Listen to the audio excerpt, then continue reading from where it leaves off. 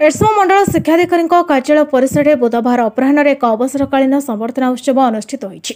मंडल शिक्षाधिकारी कार्यालय कर्मचारी आंचलिक साधन केन्द्र संयोजक संयोजिका शिक्षक मान पक्ष आयोजित आज उत्सव में अवसरप्राप्त एरसमा मंडल शिक्षाधिकारी अक्षय कुमार बेहरा सहकारी शिक्षाधिकारी गोपबंधु नायक को विदायकालीन संबर्धना ज्ञापन कर एरसमा मंडल अतिरिक्त शिक्षाधिकारी लियाकत अली खां सभापतित्व आयोजित उत्सव में एरसमा मंडल उन्नयन अधिकारी दाशरथी जेना नूतन भाव में दायित्व ग्रहण कर एरसमा मंडल शिक्षाधिकारी विशंबर मल्लिक एरसमा सरकारी उच्च विद्यालय प्रधान शिक्षक प्रताप दास और ब्लॉक संयोजक चितरंजन दास प्रमुख जोगदे अवसरप्राप्त दुई अधिकारी विभिन्न कार्यकलाप पर आलोकपात करते। अवसर में ओस्टा एरसमा ब्लॉक सभापति तापस कुमार महांते संपादक अजित कुमार लेंका अभय कुमार प्रधान रंजित जेना अनिल कुमार जेना प्रमोद लेंका प्रभात बारिक अंबुज महंत निर्मल पाणी प्रमुख अवसरकालीन संबर्धना ज्ञापन करते। शिक्षक सुरेन्द्रनाथ प्रधान धन्यवाद देते। जोड़ हस्तरे मु प्रणाम करुछि।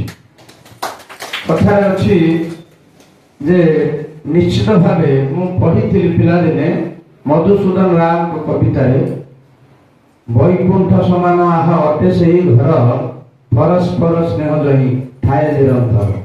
निश्चित भावे एबे जो आमे आभा प्रकाशित हैला तारे उने धाड़ी लेखाई आम परिवार आमे समस्ते जे बसचे गोटे परिवार सूताक्षर आम समस्त अच्छे ये परिवार जो शिक्षा परिवार एरसमार आमे जेते जहाँ कले जदि आम मध्य सहानुभूति सौहार्दपूर्ण भाव ये सब जिनस रही वैकुंठ अच्छे।